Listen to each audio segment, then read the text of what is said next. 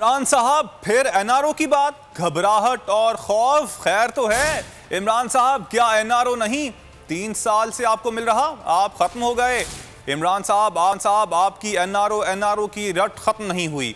तर्जुमान मुस्लिम league नून मरियम औरंगजेब की वजीर आजम पर तनकीद, कहा ताकतवर आटा, चीनी, दवाई, बिजली, गैस और रिंग रोड माफिया आपके एनआरओ के नतीजे में महफूज है और जेबें भर रहा है।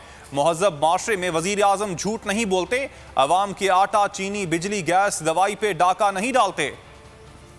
तर्जुमान नून लीग वजीर आजम पर बरस पड़ी, इमरान खान को बोक्स और हसद का शिकार करार दे दिया। एक बयान में मरियम औरंगजेब ने कहा कि इमरान साहब फिर एनआरओ की बात कर रहे हैं, घबराहट और खौफ खैर तो है। इमरान साहब क्या एनआरओ नहीं मिल रहा आपको? 3 साल खत्म हो गए इमरान साहब, आपकी एनआरओ की रट खत्म नहीं हुई।